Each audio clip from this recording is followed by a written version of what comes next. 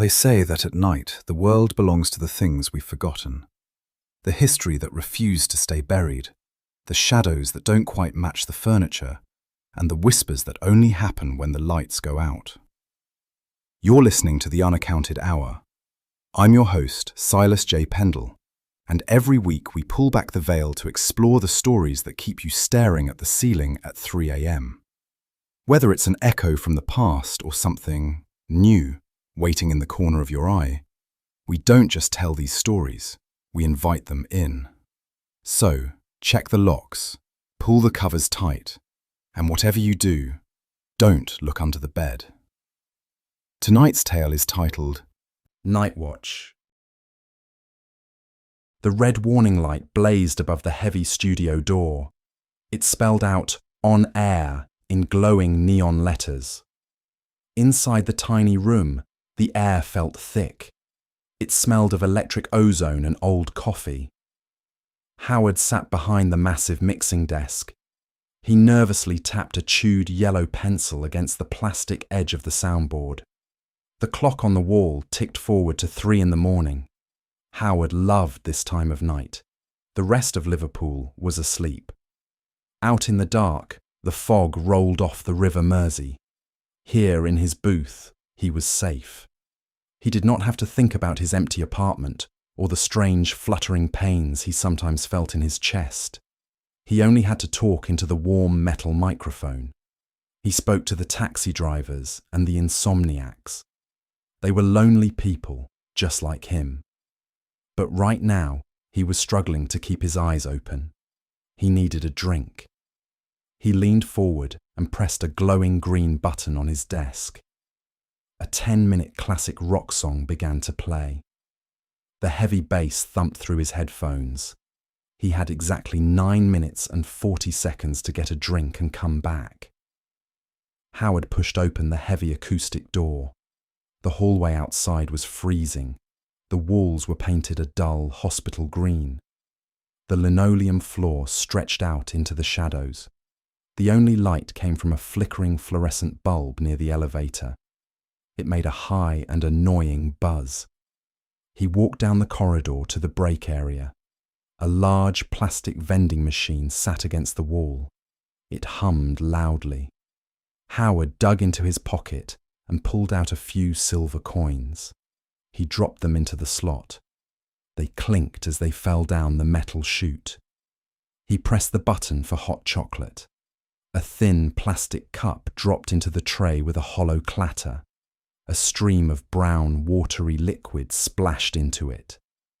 As he reached for the cup, he heard heavy footsteps. Someone was walking down the hall. Howard turned around. A man stood a few feet away. He wore a dark blue uniform. It was made of thick and heavy wool. Modern security guards usually wore thin polyester shirts. This uniform looked heavy and uncomfortable. The man had a shiny brass badge pinned to his chest. The name Arthur was etched into the metal.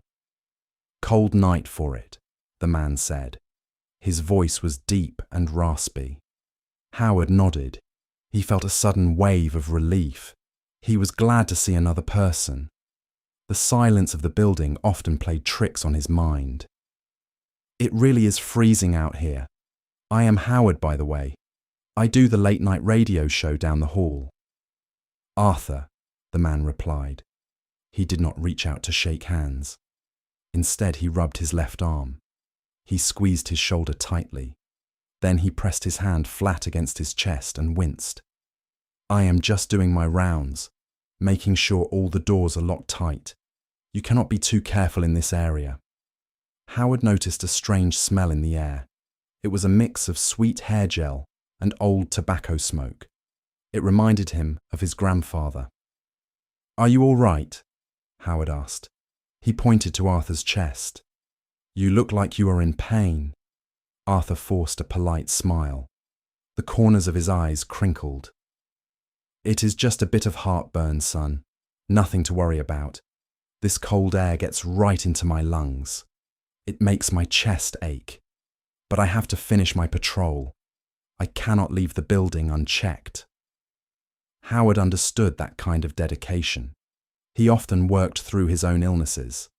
He preferred the safety of his job to the quiet of a doctor's waiting room. You should ask the station manager for a better heater in your office. It is too cold in this building. I just might do that, Arthur said. He pulled a heavy brass pocket watch from his coat. He checked the time and sighed. I better keep moving. The shift is almost over. Take care of yourself, Howard. You too, Arthur, Howard said. He watched the security guard walk away. Arthur moved slowly. His heavy black boots made a loud thudding sound on the floor. He turned the corner and disappeared into the shadows near the concrete stairwell. Howard picked up his hot chocolate from the machine. He took a slow sip. The liquid burned his tongue. He focused on the bitter metallic taste of the cheap powder. It tasted like rust and artificial sugar. He took another sip to wake himself up. He needed to get back to his booth. The rock song was going to end soon. He walked back down the empty hallway, eager to lock the heavy door behind him and turn his microphone back on. Howard rubbed his eyes as he stepped into the administration office. Inside the room, the ceiling panels blazed with harsh white light. The modern LED bulbs cast a blinding glare across the polished white desks. The sharp light caused a throbbing headache to bloom right behind his eyes. This much brightness made him feel dizzy and exposed. Sarah Jenkins sat at the largest desk. She was the station manager. She wore a sharp grey suit and had her hair pulled into a tight bun. Sarah was a highly logical person who only cared about listener numbers and spreadsheets. As Howard approached, she did not look up. She kept her eyes locked on the glowing screen of her tablet computer. Her fingernails tapped a sharp rhythm against the glass screen. Howard, Sarah said, still looking at her tablet. You are here early. Your shift does not start for another 13 hours. What can I do for you? Howard shifted his weight from foot to foot. I just wanted to mention something about the building. I met the new security guard last night. His name is Arthur. He seems like a very nice man, but he looked freezing. I was wondering if we could get a better space heater for the security booth down in the lobby. Sarah finally stopped tapping. She looked up from her tablet. Her brow wrinkled in deep confusion. She stared at Howard as if he had just spoken a foreign language. Howard, what are you talking about? She asked. Her voice was flat and calm. We do not have a security booth. We have an electronic alarm system. We have not employed in-house security guards since the late 90s. The building owners outsourced the exterior patrols to a private company. Howard felt a cold knot form in his stomach. No, that cannot be right. I spoke to him. He was wearing a thick blue wool uniform. He had a brass name badge that said Arthur.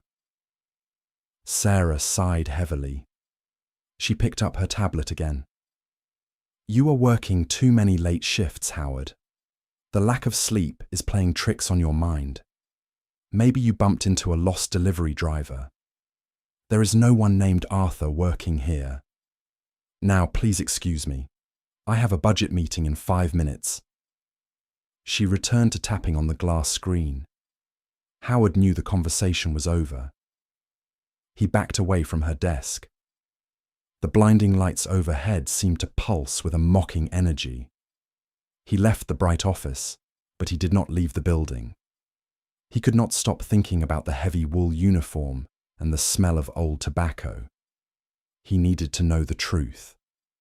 He walked past the main elevators and found the heavy wooden door that led to the basement. The stairs creaked loudly under his feet as he descended into the dark. The basement held the station archive room. It was a forgotten place. Howard pushed open the door and fumbled for the light switch. A single fluorescent tube flickered on. It hummed with a twitchy and yellow glow. The air down here was thick and stale. It smelled of dry rot and the sweet decay of old cardboard. Stacks of dusty boxes reached all the way to the low ceiling. Howard heard the sudden scurry of small feet. A mouse darted behind a wooden skirting board. Howard walked down the narrow aisles. He looked at the labels on the boxes. Most of them held old accounting records or tapes of forgotten radio shows. Finally, he found a section labelled Staff Newsletters. He pulled down a cardboard box from the top shelf. A cloud of grey dust puffed into the air.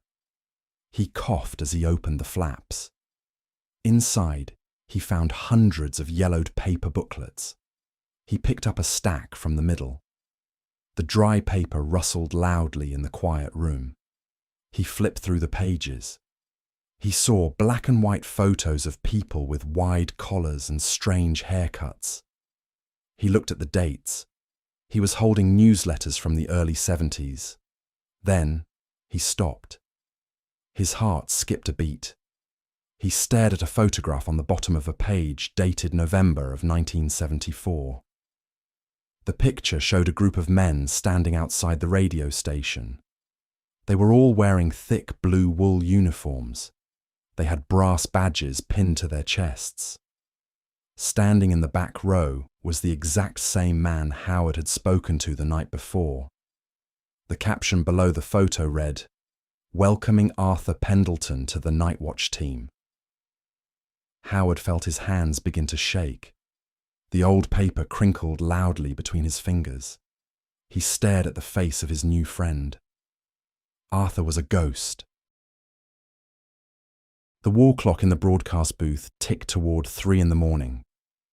Howard sat frozen in his chair. He stared at the heavy acoustic door. He did not tap his chewed yellow pencil tonight. He kept his hands pressed flat against the cool plastic of the mixing desk. The air inside the small room felt incredibly thin. He took shallow breaths.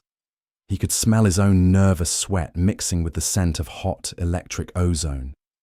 The glowing green dials cast a sickly light over his face. He wanted to lock the door and hide under the desk. That was his usual way of dealing with problems. He usually ignored things until they went away. He ignored the strange fluttering in his chest. He ignored his empty apartment. But he could not ignore the photograph he had found in the basement archive. The face of Arthur Pendleton was burned into his memory. Arthur was a man who died 50 years ago. Yet, Howard had spoken to him just 24 hours earlier. He needed to know if he was losing his mind. He needed to prove to himself that he was still sane. Howard looked at the glowing screen of his computer. He selected a piece of classical music. It was a slow and mournful symphony that lasted for exactly 20 minutes. He pushed the volume slider up. The sad music filled his headphones. It gave him plenty of time to leave the booth. He reached into his jacket pocket and pulled out a heavy flashlight. The metal felt cold and solid in his sweaty palm. He took off his headphones and set them down on the desk. The booth became totally silent. The thick grey foam on the walls absorbed every sound from the outside world. Howard closed his eyes and listened. At first, he only heard the rapid rush of blood in his own ears. He waited. He watched the red second hand of the clock sweep in a perfect circle. The silence felt heavy and suffocating. Then, it began. It started as a very faint vibration. Howard felt it in the floorboards beneath his shoes before he heard it. He held his breath. The sound grew louder. It was a slow and rhythmic noise. Thud, thud, thud. Heavy boots were walking on the linoleum floor out in the hallway. The noise was exact and measured. The sound was impossibly loud in the quiet building. Each step echoed with a heavy weight. Howard imagined the thick wool uniform brushing against the painted walls. He remembered the smell of old tobacco and sweet hair gel. The footsteps moved closer to the studio door. Howard stared at the brass metal handle. He expected it to turn. He expected the heavy door to swing open and reveal the dead security guard standing there. The footsteps reached the space right outside his door. Thud, thud, thud. Howard tightened his grip on the cold flashlight. His heart hammered wildly against his ribs. The fluttering pain in his chest returned, but he ignored it. He waited for a loud knock. He waited for a raspy voice to complain about the cold draft. He braced himself to see the shiny brass name badge again. But the footsteps did not stop. They continued down the hallway. The rhythmic sound grew slightly fainter as Arthur walked past the broadcast booth. Howard knew he had a choice to make. He could stay inside his safe room. He could turn the music up loudly and ignore the impossible thing happening outside. Or he could face the terrifying truth. For the first time in a very long time, Howard decided not to hide. He stood up from his chair. His legs felt weak and shaky. He walked over to the door and grabbed the handle. He pulled it open. The freezing air of the corridor hit his face like a physical blow. The hallway was completely dark tonight. The flickering fluorescent bulb near the elevator had finally burned out. Howard raised his flashlight and clicked the button. A bright beam of white light cut through the blackness. The beam of light illuminated the empty floor. Dust motes danced in the bright air. There was no one standing there. Yet, the sound of the heavy boots continued to echo down the corridor. Thud, thud, thud. The invisible ghost was walking toward the concrete stairwell at the end of the hall. Howard stepped out of the booth. He left the safety of the red warning light behind him. He followed the sound of the heavy boots into the freezing dark.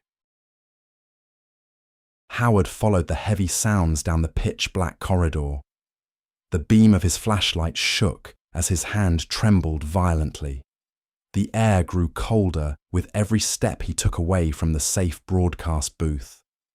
He could smell the damp scent of wet brick leaking from the end of the hall. It mixed with the faint and lingering smell of old cigarette smoke. The rhythmic thudding of boots grew louder and more deliberate. He reached the heavy metal fire door at the end of the corridor. The word stairwell was painted on the metal in fading white letters. The door was slightly open.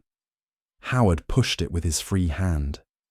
The rusty hinges let out a long and painful squeal. The terrible sound echoed up and down the empty concrete shaft. Howard stepped onto the top landing. He pointed his flashlight down the stairs. The harsh white light revealed a brutal landscape of grey concrete. Yellow hazard tape peeled away from the edges of the steps. The air in the stairwell was impossibly cold. It was a deep and unnatural freeze. Howard felt the sudden drop in temperature pierce right through his clothes. He exhaled slowly. His breath formed thick white clouds in the freezing air. The clouds rolled through the beam of his flashlight like morning fog. Down below, a steady drip of water echoed in the dark.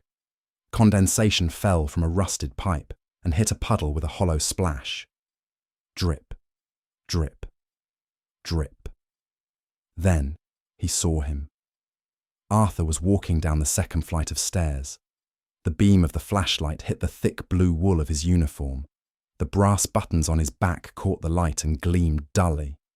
The old security guard kept moving. He did not turn around to look at the bright light or the squeaking door.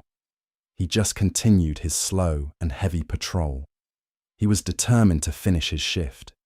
He was driven by a deep sense of duty to keep the building safe. Howard gripped the metal railing. The cold steel chilled his palm. He needed to know the truth. He could not run away this time. He took a deep breath of the freezing air. "Arthur!" Howard called out. His voice shook slightly. The word echoed loudly against the naked concrete walls. The security guard stopped walking. He stood perfectly still on the landing halfway down the stairs. He did not turn his head. "Arthur, please," Howard said. He took a step down the stairs.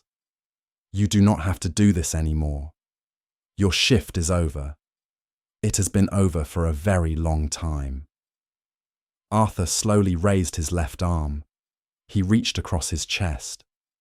Howard watched as the ghost grabbed the fabric of his thick uniform. He squeezed it tightly. A sudden and terrible gasp filled the stairwell. It was a wet and heavy sound of a man desperate for air. Arthur bent forward. His knees began to buckle. The man was having a massive heart attack. Howard felt a sympathetic pain flare in his own chest. His heart hammered wildly. The terrifying reality of the moment hit him hard. Arthur did not know he was dead. The poor man was trapped in a loop. He was repeating the worst moment of his life over and over again in the cold dark. "Hold on!" Howard shouted. He dropped his flashlight. It clattered loudly against the concrete steps. He rushed down the stairs to help the fallen man. Arthur clutched his chest in agony. He let out a final and rattling groan. He stumbled forward. His heavy boots slipped on the peeling yellow hazard tape. He fell toward the hard concrete steps below. Howard reached out with both hands. He wanted to catch the old man. He wanted to stop him from hitting the ground. But Arthur never hit the ground. Before his body could touch the concrete floor, the security guard simply dissolved. The blue wool uniform and the shiny brass badge melted into the shadows like smoke. The smell of old tobacco vanished completely. 1 second, he was a solid man dying in terrible pain. The next second, there was absolutely nothing there. Howard stood alone on the dark stairs. He held his arms out to catch a man who no longer existed. The flashlight lay on the step above him. It cast a harsh white beam against the empty grey wall. The only sound left in the building was the hollow dripping of the condensation from the rusted pipe overhead. The terrible and absolute silence of the stairwell pressed down on him. Howard lowered his empty hands. He rubbed his own chest. He felt his heart beating strongly beneath his ribs. He realized how truly fragile life was. He realized he could not spend the rest of his own life hiding in a locked room waiting for the end. He had to start living. Howard picked up his flashlight from the cold concrete step. The metal cylinder felt incredibly heavy in his trembling hand. He turned his back on the empty stairwell. He walked through the squeaking fire door and stepped back into the long corridor. The green linoleum floor stretched out before him in the weak light. The air here felt strangely warm compared to the unnatural freeze of the stairwell. The heavy and damp smell of wet bricks slowly faded away. He walked slowly toward the broadcast booth. His heart still pounded loudly against his ribs. The terrible image of Arthur falling was burned deeply into his mind. He had just watched a man die. He had watched a lonely ghost repeat the most painful moment of his existence. Arthur had died in the freezing dark while trying to do his duty. He had died completely alone, without anyone there to hold his hand or ask for help. Howard reached the heavy acoustic door at the end of the hall. The red warning light blazed above his head with a bright neon glow. It felt like a beacon calling him home. He grabbed the thick brass handle and pushed the door open. The familiar smells of electric ozone and stale coffee wrapped around him. This tiny room usually felt like a cage to him. Tonight, it felt like a true sanctuary. He walked over to the massive mixing desk and sat down in his padded leather chair. He looked at the glowing green dials of the soundboard. The mournful classical symphony was playing its final few notes on the computer screen. He had less than 30 seconds before there was total silence on the radio. He picked up his chewed yellow pencil. He usually tapped it nervously against the plastic desk to calm his anxiety. He looked closely at the teeth marks in the soft yellow wood. He realized he had spent years hiding inside this tiny room. He had used the late-night shift to avoid living a real life. He had ignored his own heart. Howard placed the yellow pencil gently on the desk. He decided he did not need it anymore. He looked at the telephone console. 3 small red lights were blinking brightly in a row. 3 lonely people were waiting on the line to talk to him. They were night watchmen and taxi drivers and insomniacs. They were looking for a connection in the dark. The classical music ended with a soft sweep of violin strings. The broadcast booth fell perfectly silent. Howard reached out and placed his fingers on the volume slider. He pushed the smooth plastic button upward. He leaned very close to the metal microphone. He could feel the warm and living heat of the silver grill right against his lips. The metal had absorbed the heat from the electric equipment over the long night. It felt comforting and grounded. "Good morning, Liverpool," Howard said. His voice was quiet but steady. It sounded crystal clear in his headphones. "It is 3:30 in the morning. I know it is cold out there tonight. I know the fog is rolling in off the river. I know many of you are feeling alone right now." He paused and took a deep breath. He did not reach for his pencil. He kept his hands perfectly flat on the desk. "I met a man tonight named Arthur. He was a highly dedicated worker. He spent his life making sure other people were safe. He worked hard in the dark so others could sleep peacefully. But he forgot to take care of himself. He pushed through the pain until it was too late." Howard looked through the small glass window of the booth. He stared out into the empty hallway. He thought he caught a faint whiff of sweet hair gel and old tobacco. It was a gentle and peaceful smell this time. "Life is incredibly fragile," Howard continued into the warm microphone. "We spend so much time hiding from the things that scare us. We lock our doors and hide in our safe rooms. We ignore the aches in our chests. We ignore the empty spaces in our homes. But we do not have forever. Our time is short and precious." He pressed a glowing button to connect the first caller.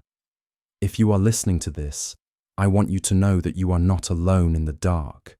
I am right here with you. We are all here together.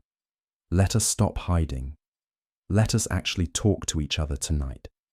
Caller on line 1, you are on the air. What is your name?" A raspy and tired voice crackled through the headphones. It was an older man calling from a toll booth on the highway. Howard listened intently. He did not try to make a funny joke to deflect the silence. He just listened with an open heart. He felt a deep sense of peace settle over him. The terrifying ghost in the stairwell was gone. Arthur had finally finished his patrol, and Howard was finally ready to start living his life. The clock has struck, the candles have burned low, and the shadows are retreating, for now. I hope you enjoyed this week's descent into the unknown. There is a strange comfort in the dark, isn't there? Knowing that while we may be haunted, we are rarely ever alone. Thank you for spending this time with me. We'll return to this space, same time next week with another fragment of the forgotten. Until then, keep your porch lights on and your eyes wide. I've been your host, S.J.Pendle. Good night, and sleep well.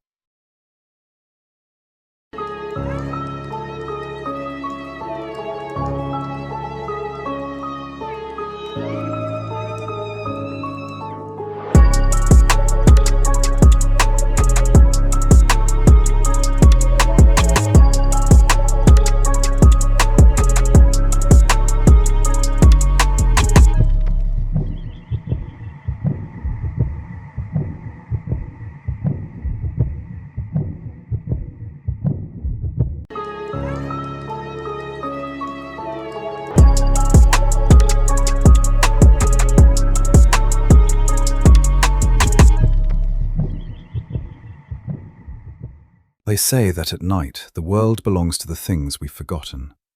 The history that refused to stay buried, the shadows that don't quite match the furniture, and the whispers that only happen when the lights go out.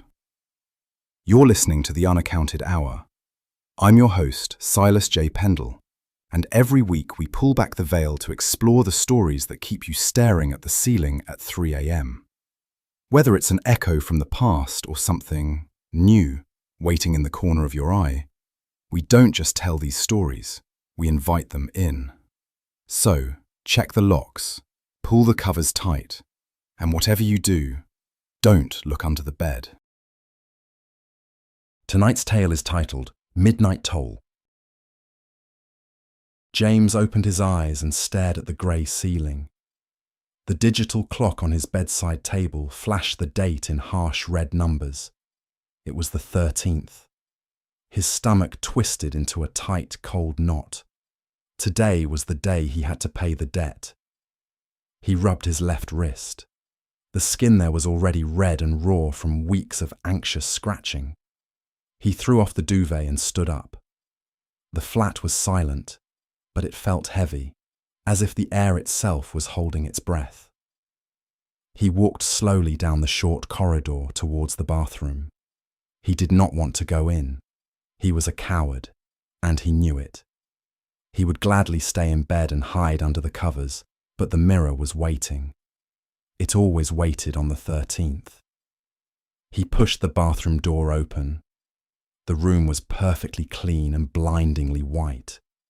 White subway tiles covered the walls from floor to ceiling. A large, frameless mirror hung above the sink. The fluorescent light on the ceiling flickered once, buzzed like an angry wasp, and then settled into a dull hum. James stood in the doorway. He closed his eyes and inhaled. He expected the usual sharp, clean scent of thick bleach. Instead, a foul odour hit the back of his throat. It smelled like stagnant pond water, rotting leaves, and wet earth. The smell of an open grave. The smell of the 13th. "Just get it over with," he whispered to himself. His voice trembled in the small room. He stepped forward. The only sound was the slow, steady leaking of the brass tap. Drip, drip, drip. Each drop sounded like a ticking clock in the quiet room. He kept his eyes fixed on the white porcelain basin.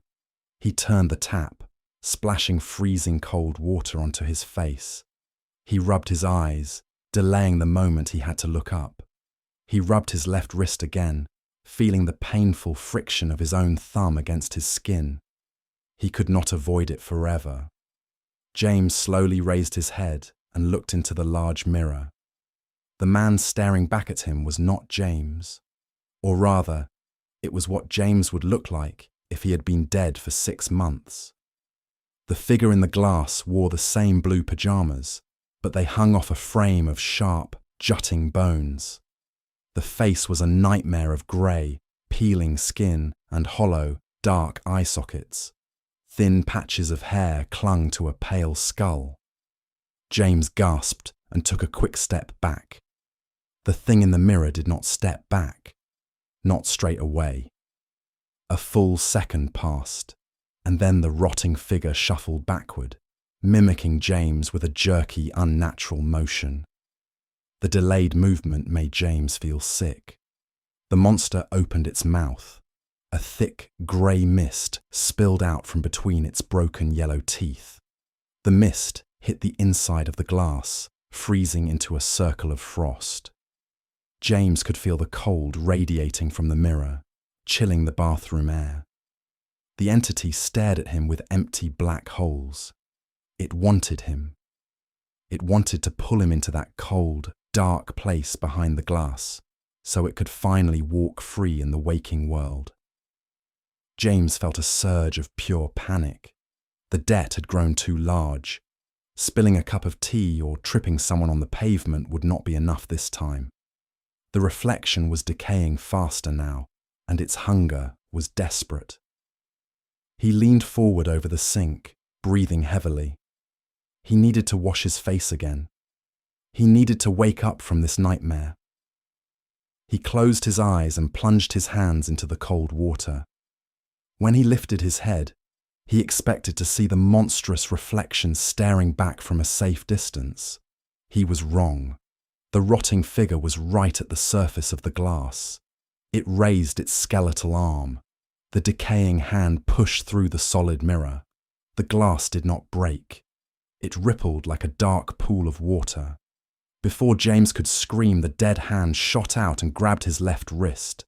The grip was shocking. It was the freezing touch of dead, wet fingers clamping down on his warm skin. Long, filthy fingernails dug into his flesh. The smell of stagnant water and rot washed over him, making him gag. The creature pulled violently, trying to drag James forward into the mirror. "No!" James shouted. He planted his feet against the base of the sink and pulled back with all his strength. The creature's grip was like iron. James could feel his bones grinding together under the pressure. He kicked out, slipping on the wet tiles, but he refused to let go of the bathroom door frame.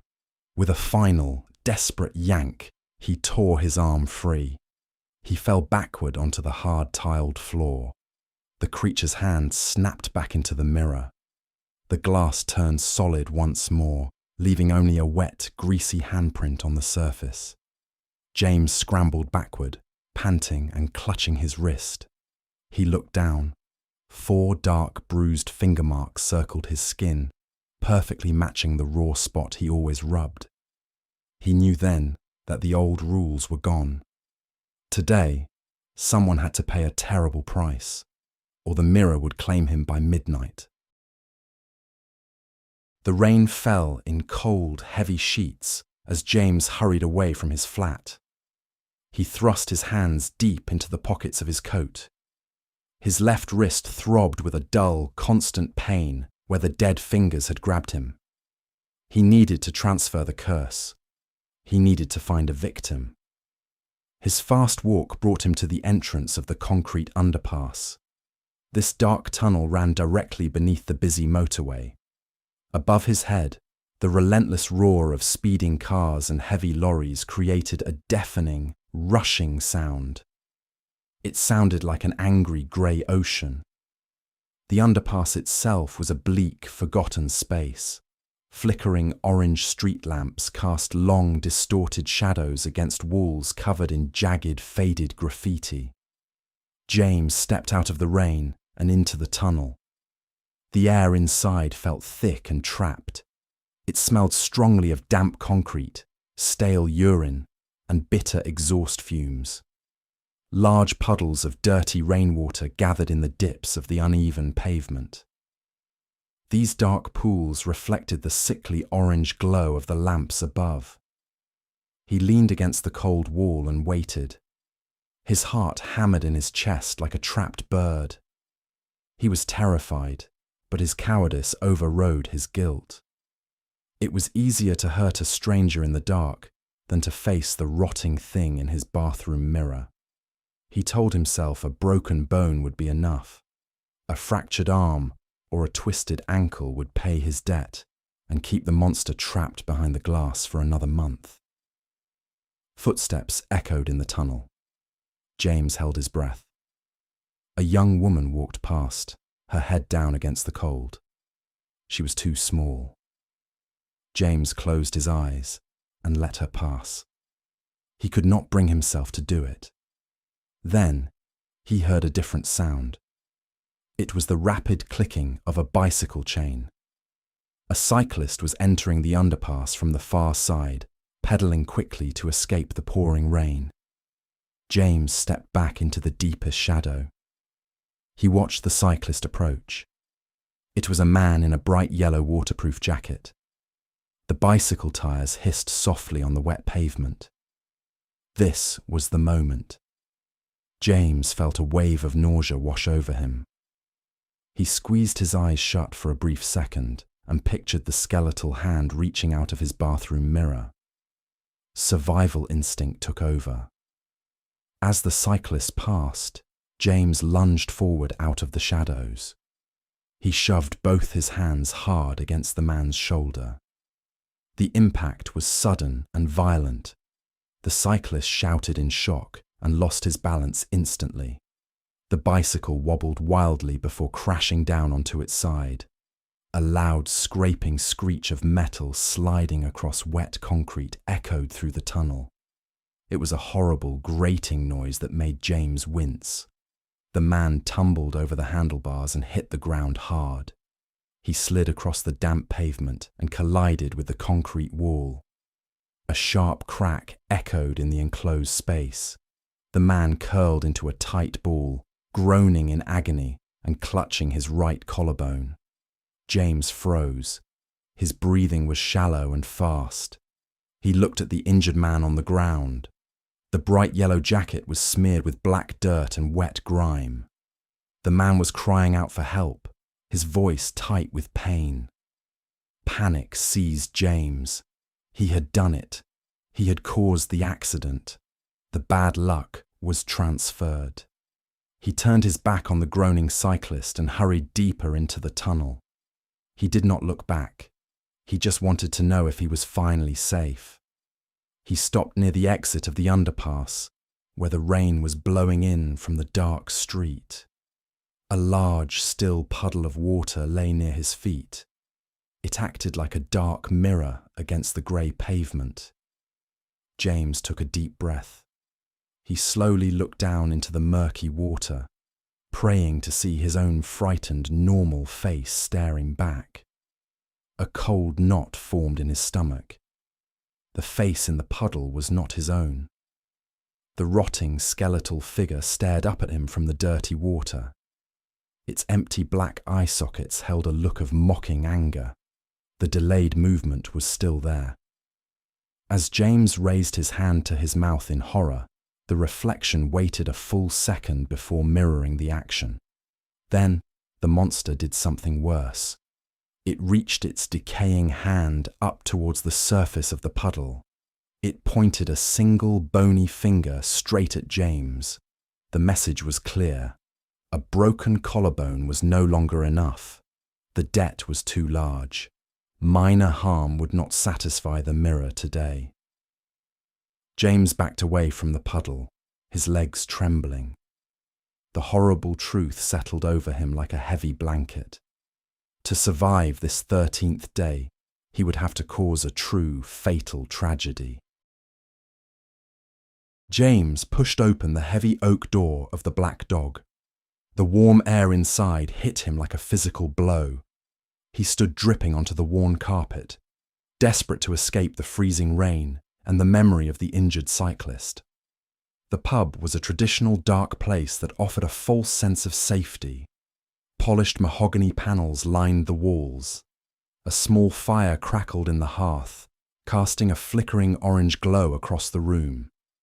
The air smelled strongly of stale, bitter, roasting meat and the faint, damp scent of a wet dog. He walked over to the bar and ordered a pint of ale.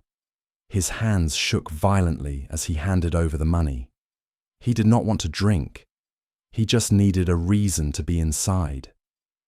He took his glass and retreated to a quiet corner. He rubbed his left wrist, feeling the deep ache where the phantom fingers had bruised him. A broken collarbone had not been enough. The reflection wanted a life.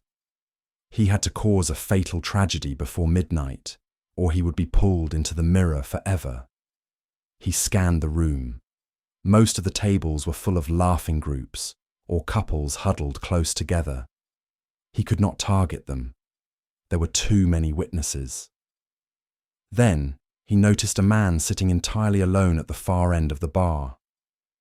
The man looked to be in his late 70s. He wore a neat tweed jacket and a silk flat cap. This was Edward. He sat on a worn red velvet stool near the shadowy corridor that led to the toilets and the cellar. Edward looked up and offered a warm, hopeful smile to anyone who walked past. He was clearly desperate for a bit of conversation. His deep loneliness was obvious in the way he eagerly watched the room. James slowly carried his pint towards the old man. As he got closer, A sharp, rhythmic sound cut through the low murmur of pub chatter and the clinking of glasses. Tick, tick, tick. A heavy, antique silver pocket watch rested on the polished wood next to Edward. The ticking was incredibly loud. It sounded like a tiny, relentless hammer. It reminded James of the dripping tap in his bathroom and the terrible countdown he was facing. "Miserable night for it," Edward said cheerfully as James stopped near him. "Please, take a seat if you like. I am just watching the rain." "Thank you," James muttered. He sat on the next stool. He felt a sickening wave of guilt, but his cowardly need to survive pushed the feeling down. Edward was too trusting. He did not see the danger sitting right beside him. "I am Edward," the older man said, tapping his fingers happily on the bar. "It gets very quiet in my empty house on nights like this. It is nice to be around people." James nodded slowly. He looked past Edward and peered into the dark corridor. The heavy wooden door leading down to the pub cellar was propped open with a brick. Beyond the door, a steep flight of solid stone steps vanished into the pitch-black darkness below. A fall down those stairs would be devastating. It would be fatal for a man of Edward's age. The plan formed in James's mind with terrifying speed. It would be so easy. He just needed to lure Edward to the edge of the stairs. A tiny push, a tragic accident, and the debt would be paid in full. The mirror would be satisfied. Tick, tick, tick. The pocket watch seemed to grow louder in James's ears. It drowned out the crackling fire and the voices of the other customers. It was the sound of his own running out of time. He stared at Edward's smiling, wrinkled face. He knew he was looking at the perfect victim. "I think the corridor light is broken," James lied, his voice sounding hollow and strange. "I believe there is a step down just before the toilets. Let me show you to make sure you do not trip." Edward smiled gratefully and picked up his heavy silver watch. "Oh, thank you very much. I am not great on my feet these days. Lead the way, my friend." James stood up and walked towards the dark, open cellar door. He rubbed his aching left wrist one last time. He had made his choice. James led the way away from the warm, crowded bar. The narrow corridor was much colder than the main room. As they left the roaring fire behind, the comforting smells of roasting meat and wood smoke faded completely. In their place came the sharp, metallic tang of old beer kegs and the heavy, damp scent of wet stone wafting up from the open cellar. It smelled like the earth beneath a graveyard. Edward walked slowly behind him. The old man leaned heavily on a wooden walking stick. His trusting nature made him completely blind to the terrible trap. He hummed a quiet, happy tune under his breath, glad to have a new friend guiding him. They reached the open doorway. The cellar stairs dropped away into pitch blackness. The stone steps looked jagged and cruel in the dim light. They were slick with old dampness. One firm shove in the dark would send Edward tumbling down into the freezing shadows below. The fall would easily break his fragile bones. "It is quite dark down here," Edward said cheerfully. "I am very grateful for your help, young man. My eyes are not what they used to be." James stopped at the very edge of the top step. He turned around slowly. He moved his body to position himself carefully. He made sure that Edward had to stand with his back entirely to the open drop. "Just stand right there," James whispered. His mouth was completely dry, feeling stuffed with thick cotton wool. His heart began to pound against his ribs. The sound of his own heartbeat filled his head. Thud, thud, thud. It was a sickening, rapid rhythm. It drowned out the faint music from the pub. It drowned out the loud ticking of Edward's silver pocket watch. The heavy pumping of his blood roared in his ears like a stormy sea. James raised his hands. His palms were slick with cold sweat. He only needed to push forward. He only needed to let his deep cowardice win one last time. If he pushed Edward, he would be completely safe. He would wake up tomorrow morning with a normal face. He stared at the soft tweed jacket. He aimed his trembling hands flat at the centre of Edward's chest. Before he thrust his arms forward, a slight movement caught his eye. At the far end of the narrow corridor, a small window looked out into the rainy night. There were no curtains. The glass was entirely black against the dark sky. The darkness outside turned the window into a perfect, clear mirror. James looked at his reflection in the dark glass. He froze instantly. The air left his lungs in a sharp, painful gasp. The figure standing in the window was the rotting monster from his bathroom. The grey, decaying skin stretched tight over a hollow skull. The eyes were empty, dark pits that held no humanity. The mouth hung open in a silent, cruel scream. But this time, the reflection did not move a second late. When James dropped his hands an inch in shock, the monster dropped its hands at the exact same moment. When James trembled in terror, the monster trembled. The horrible truth hit James with the force of a physical blow. The entity in the bathroom was not just a demon trying to take his place. It was a true reflection. It was showing him exactly what he was becoming on the inside. The terrible debt he paid every month had slowly rotted his soul away. Now, standing on the edge of murder, the dark transformation was complete. If he pushed this innocent old man down the stone stairs, he would survive the night, but he would be a monster forever. He was the decaying thing in the glass.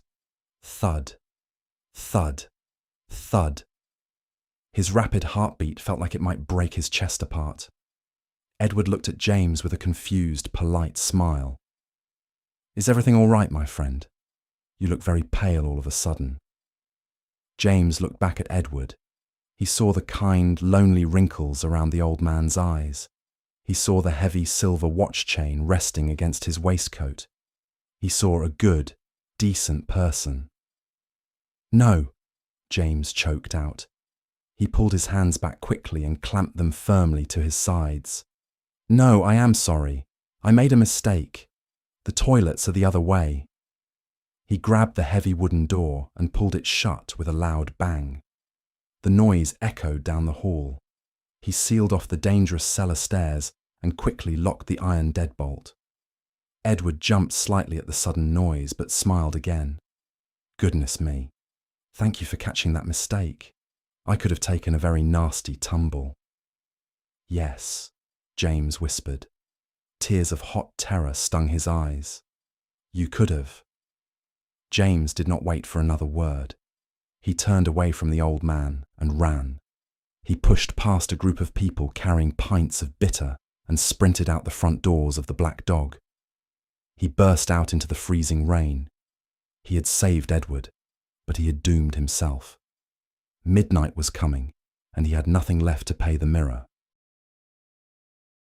James ran all the way home. The freezing rain soaked through his coat and chilled him to the bone, but he did not care. His lungs burned and his legs ached. He finally reached his dark street and fumbled with his keys at the front door of his building. He stumbled inside and climbed the stairs to his flat.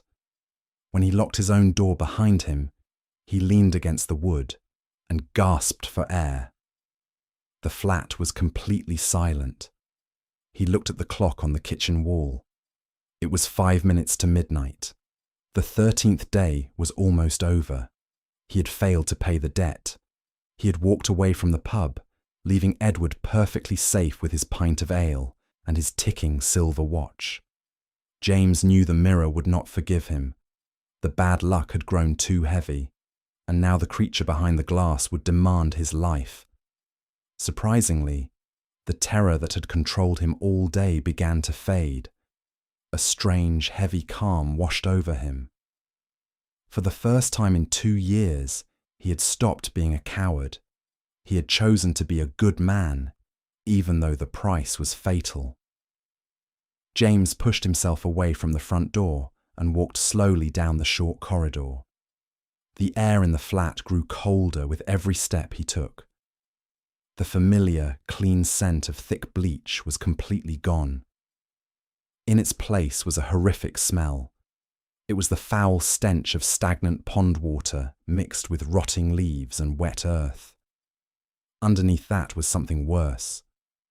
It was the sharp, bitter smell of ancient dust.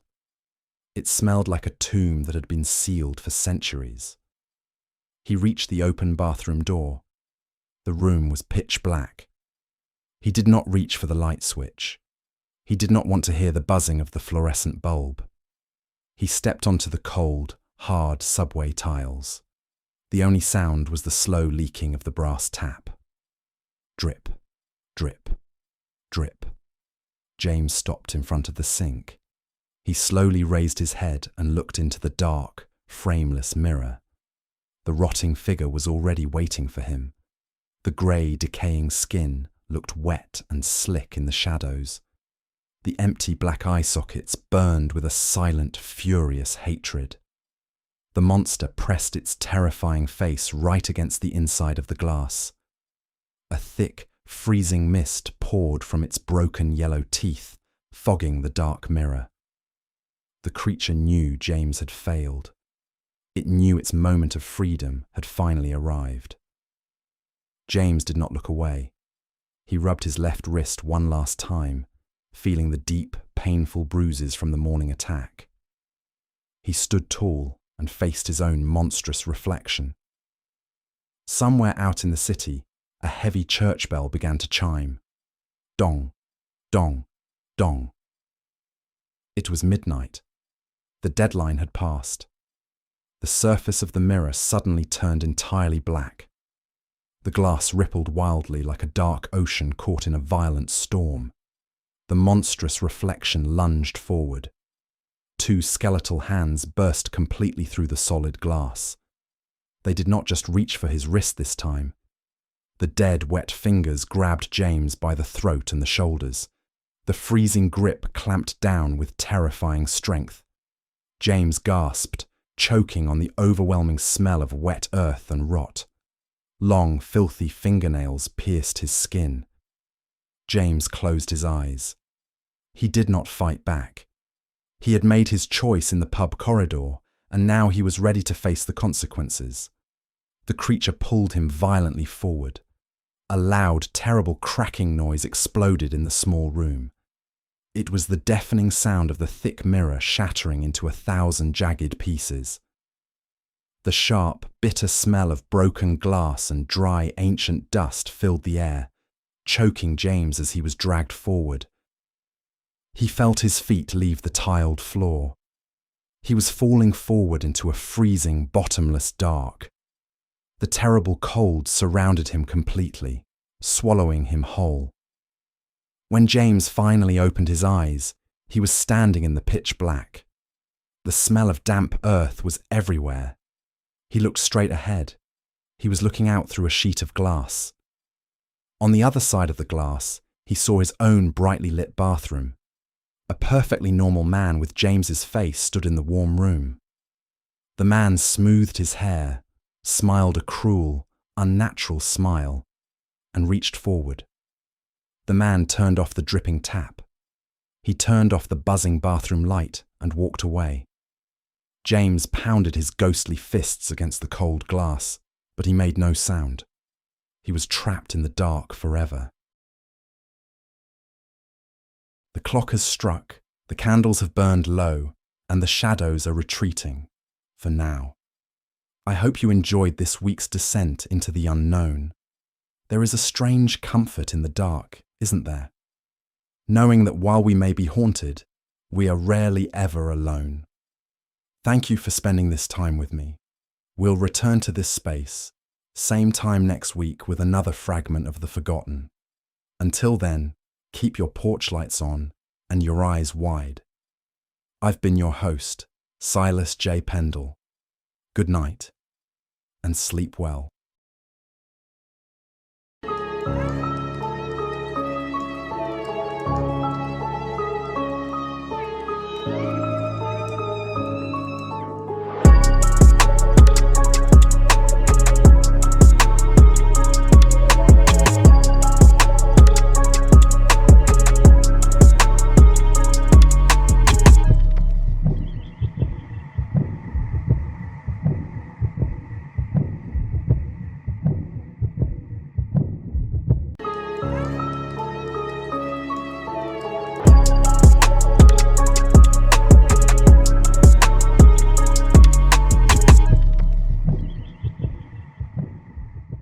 They say that at night the world belongs to the things we've forgotten.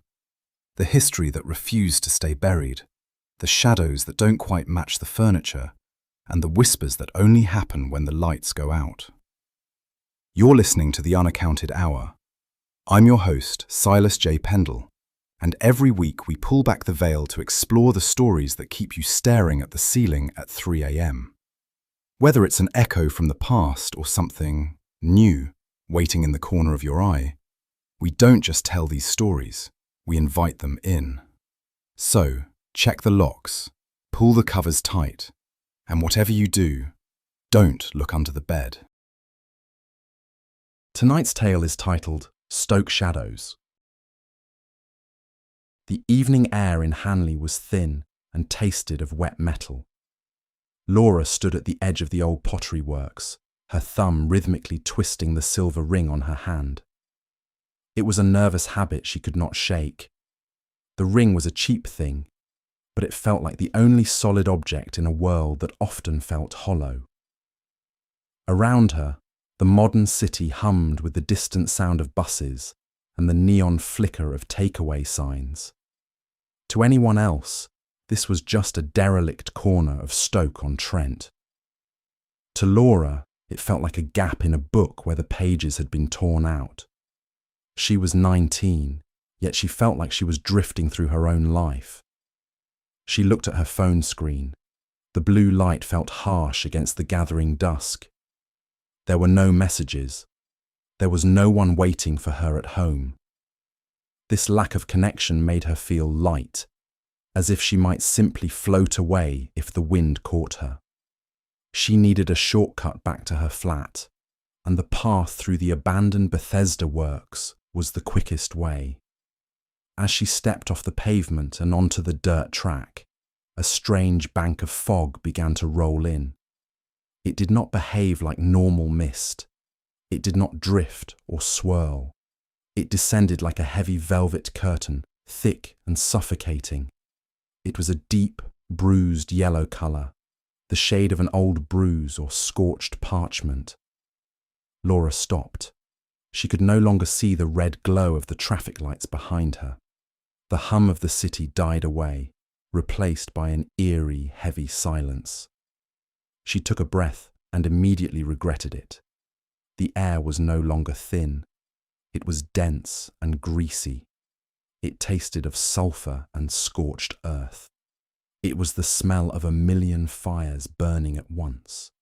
It was the smell of the old potteries, a scent she had only ever read about in history books. Her eyes began to sting.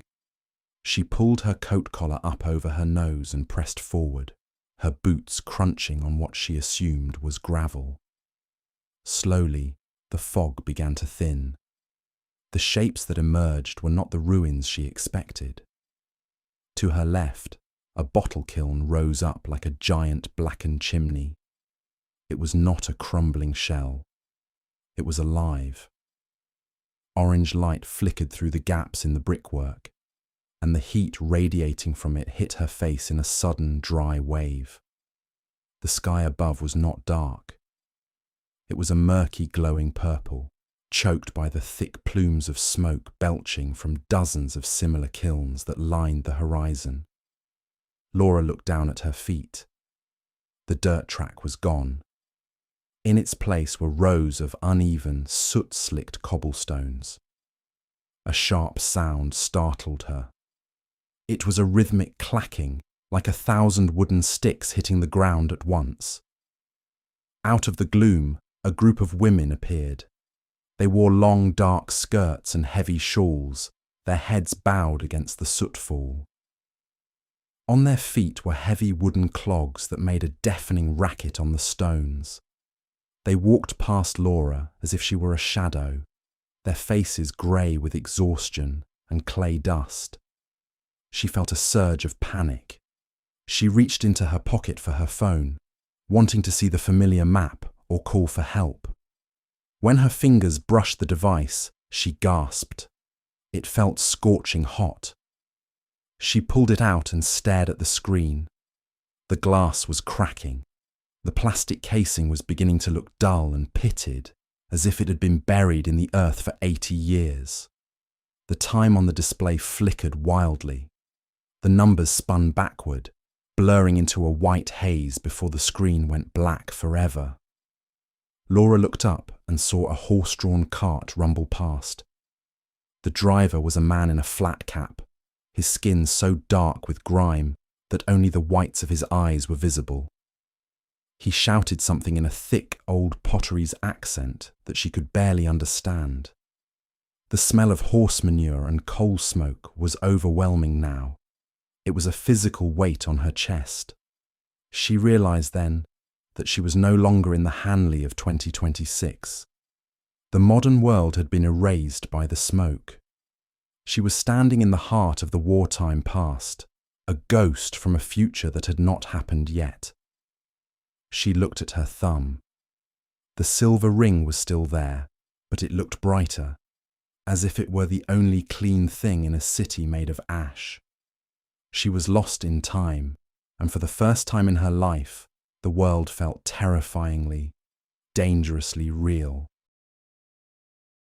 The damp cold of 1943 seeped through Laura's modern coat, as if the fabric were made of nothing more than tissue paper. Her stomach gave a sharp, hollow growl that reminded her she had not eaten since lunch in a world that now felt like a dream. She followed the scent of toasted grain and melting fat through the smog. It led her down a narrow side street where the light from a single hooded street lamp struggled to pierce the gloom. Above a small, sagging doorway, a hand-painted sign leaned precariously. It promised hot oatcakes to those with the pennies to buy them. Laura pushed the door open. A bell chimed a dull, flat note. Inside, the air was a thick fog of steam and the mouth-watering smell of fermenting oatmeal.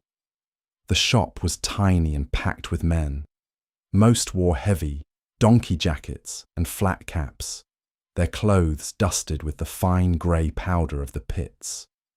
The heat from the large, circular iron griddles in the corner hit Laura like a physical blow. It was a relief after the biting chill of the street, but the sudden warmth made her feel dizzy. She hung back in the shadows near the door. Her thumb found her silver ring, twisting it frantically. She felt like an intruder, a bright, strange bird in a world of charcoal and slate. The men were talking in low, rumbling voices about tonnages and the war news from the continent. Their language was thick with local dialect, a heavy Staffordshire sound that felt both familiar and entirely foreign. "I just need to eat," she whispered to herself. "If I can eat something, maybe I will feel solid again." She moved toward the counter when the crowd thinned. An older woman with sharp, bird-like eyes and hair pinned back tightly under a hairnet looked at her. This was Mrs. Baggett. She did not smile. She looked at Laura's strange, colourful jacket with an expression of deep suspicion. She leaned forward, her apron smelling of sharp vinegar and old newsprint. "That is a queer bit of tailoring," the woman said. Her voice was like gravel shifting in a tin bucket. "Are you lost, girl?" "I would like an oatcake, please," Laura replied. Her voice sounded too high and too clear in the cramped space. "Just one, with cheese." Mrs. Baggett did not move.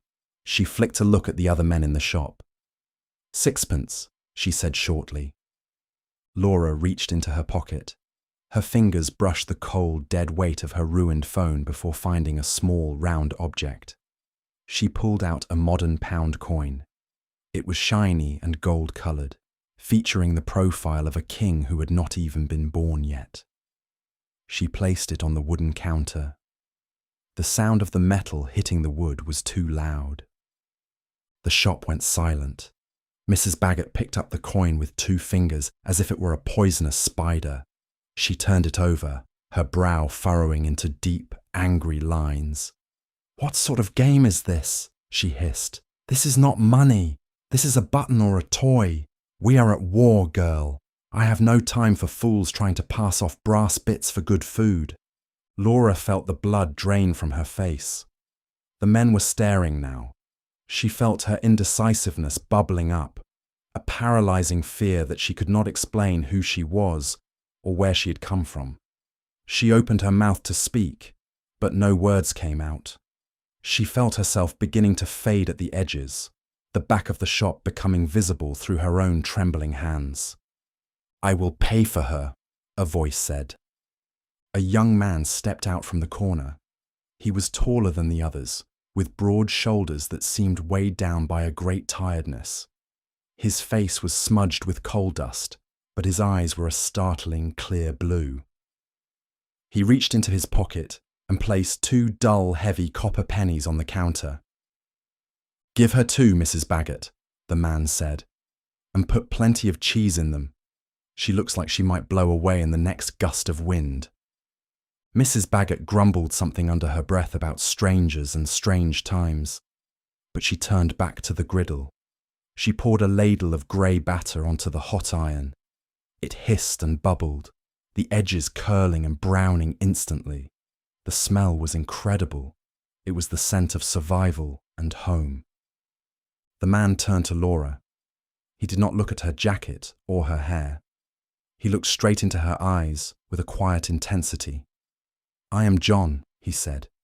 "You look like you have seen a ghost, or maybe you are one." "I am Laura," she managed to say. "Thank you. I did not realize my money was wrong." John smiled, and the coal dust around his mouth creased. "There is a lot that is wrong with the world lately," he said. He led her to a small wooden bench in the corner. He moved with a heavy, slow grace. Laura noticed faint, blue-black lines on the backs of his hands. They looked like delicate tattoos, but she realized they were scars where coal dust had been ground into his skin. Mrs. Baggett slid 2 folded oatcakes across the counter, wrapped in a scrap of yesterday's newspaper. The grease soaked through the paper instantly. Laura took one. It was so hot it stung her palms, but she did not care. She took a bite. The cheese was salty and sharp, and the oatmeal was soft and nutty. It was the best thing she had ever tasted. It felt like the food was anchoring her to the floor, weaving her into the fabric of 1943. "You are not from the Potteries," John said. It was not a question. It was an observation. "I am," Laura said, but her voice trailed off. "I am from a version of it you would not recognize." John nodded slowly, as if this made perfect sense. "Everything is changing," he said. "The pits are deeper. The smoke is thicker. Sometimes I think the whole world is just going to turn into one big cloud of soot. But then I find something beautiful in the middle of it." He looked at her then, and for a moment, the sound of the wartime street outside vanished.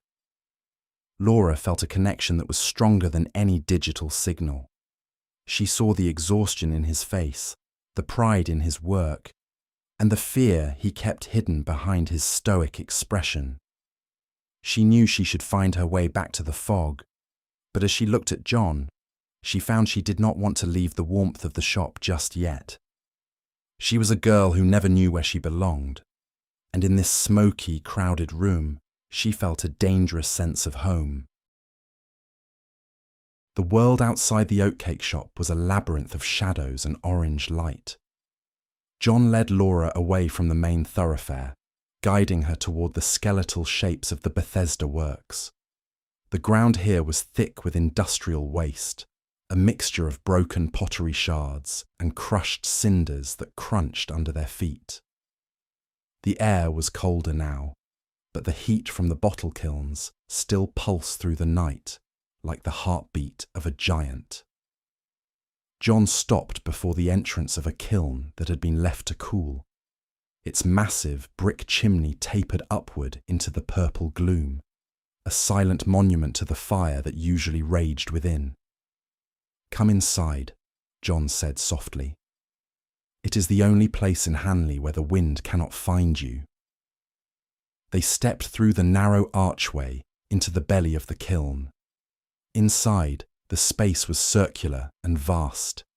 It felt like being inside the hull of an upturned ship. High above, the narrow chimney opening acted like a natural telescope, framing a small, perfect circle of the night sky. The stars were invisible, hidden by the constant shroud of soot, but the pale glow of the moon managed to filter down in a ghostly silver column. John sat down against the curved wall, his heavy boots kicking up a fine layer of dust. Laura joined him, feeling the rough, gritty texture of the soot-stained bricks against her back. The bricks still held a faint, residual warmth from the last firing. It was a strange, comforting heat that smelled of baked earth and ancient fire. "What is it like down there?" Laura asked. She looked at his hands, where the black coal tattoos marked his skin. The thought of the deep pit made her chest tighten with a sympathetic claustrophobia. John looked up at the circle of sky. "It is another world," he said. "It is a world of shadows and weight. When you are down in the seam, you forget that the sun exists. You forget that there is such a thing as a breeze. There is only the sound of the pickaxe and the groaning of the earth above your head. Every shovelful of coal we dig is for the ships and the factories. It feels important, but it also feels like the mountain is trying to swallow you whole." He turned to look at her, and the silver moonlight caught the honest fear in his eyes that he worked so hard to hide from the other men. "I do it because I have to," he whispered. "I do it so the lights stay on. But sometimes, I wonder if I will ever come up and find the world has moved on without me." Laura felt a sharp pang of guilt. She lived in a world where lights never turned off, and the mines were mostly museums. She reached into her pocket, intending to show him her phone again, perhaps to prove she was from a time of ease and safety. As her fingers closed around the device, she felt a sickening, cold sensation. The phone was no longer a piece of technology. It had become a heavy, brittle lump of charcoal. She pulled it out and watched in horror as a corner of the casing crumbled into fine black dust, falling onto the kiln floor. She was fading. Her connection to 2026 was disintegrating as she sat in the dirt of 1943. She should have been terrified. She should have been running back to the fog gate by the alleyway. But as she looked at John, she saw someone who truly understood what it meant to be burdened by the world. Her indecisiveness, which usually made her drift through life, now anchored her here. She did not want to go back to her lonely flat and her empty messages. She reached out and took John's hand. His skin was rough and calloused, a stark contrast to her own soft palms. For a moment, she noticed that her own fingers looked slightly translucent in the moonlight, as if she were made of thin glass. She quickly closed her hand around his, desperate for the friction and the heat of another person. "You are not a ghost," John said, though his voice wavered. "You feel real to me." "I am more real here than I ever was back there," Laura replied. She leaned toward him, and the smell of coal dust on his jacket mingled with the scent of the cooling bricks. The silence inside the kiln was absolute. It was a sanctuary away from the sirens and the clatter of the clogs. In the stillness, Laura made a choice that she knew was dangerous. She leaned forward and kissed him. His lips were dry and tasted faintly of salt and grit. It was a kiss that felt like a beginning and an ending all at once. As they pulled apart, a low rhythmic thudding started in the distance. It was the pithead winding gear beginning its morning rotation. The night was ending. The time for the big shift was approaching, and the heavy reality of John's world was calling him back. Laura felt the silver ring on her finger grow cold, a reminder that her time was leaking away like sand through a sieve. She was falling in love with a man who lived in a grave, and she was starting to realize that to stay with him, she might have to join him in the shadows forever. The rain began as a fine grey mist before turning into a steady downpour that turned the soot on the ground into a black, slippery sludge. Laura walked alone through the streets toward the Bethesda Chapel, her heart heavy with a choice she was not ready to make. John had gone to prepare for his shift, leaving her with a promise to meet before the cages descended into the earth. The town felt different now. The orange glow of the kilns was dampened by the rain, and the air felt thick with a sense of impending finality. As she passed the tall, arched windows of the chapel, a figure stepped out from the shelter of the stone porch. It was Mrs. Baggett. The woman looked even smaller and sharper in the rain, wrapped in a heavy woolen coat that had seen better days. She stood with her arms folded, her eyes fixed on Laura with a look that was neither kind nor cruel. It was the look of someone who had seen the cycles of the world turn too many times. "You are still here then," Mrs. Baggett said. Her voice carried over the sound of the rain, hitting Laura with the force of a physical blow. "I thought you might have had the sense to vanish with the morning mist." Laura stopped. She felt a sudden, sharp chill that had nothing to do with the weather. "I do not know how to leave," she admitted. Her voice sounded thin, as if the wind were tearing the words away before they could be heard. "And I am not sure I want to." Mrs. Baggett stepped forward, her boots splashing in a wide, dark puddle that had gathered between the cobblestones. "Look down, girl," she commanded, pointing a gnarled finger at the water. "Look at what the world sees of you." Laura looked. The reflection in the puddle showed the blackened bricks of the chapel and the leaden sky above. It showed the rippling surface of the water, disturbed by the falling rain. But where Laura's reflection should have been, there was only a shimmering, pale distortion. She could see the stones at the bottom of the puddle right through her own chest. Her boots appeared like faint outlines, as if they were made of smoke rather than leather. "You are fading," Mrs. Baggett said. Her voice was softer now, but it held a terrifying certainty. "Every hour you spend in this air, the future forgets you a little more. You think love is a bridge, but in this place, it is an anchor that will pull you under. John is a good lad, but he belongs to the coal and the fire. You belong to the light and the glass. You cannot mix the two without breaking them both." "I love him," Laura whispered. She twisted the silver ring on her thumb, but she could barely feel the metal against her skin. It felt like she was touching a memory of a ring rather than the object itself. "Love is a luxury for those who have a life to live," Mrs. Baggett replied, and her breath smelled of sharp vinegar and the damp paper she used to wrap the oatcakes. "If you stay for the big shift, if you follow him toward that pit head, the door will close. You will not be a woman anymore. You will be a sigh in the wind or a shadow on a brick wall. Is that what you want for him? To spend his life haunted by a girl he can never truly touch. The cynicism in the older woman's voice was like a cold tonic. Laura looked at her hands. They were almost transparent now, the pale skin blending into the grey backdrop of the rainy street. She felt the weight of her indecisiveness pressing down on her. She had spent her whole life waiting for something to happen, and now that it had, she was literally disappearing into the choice.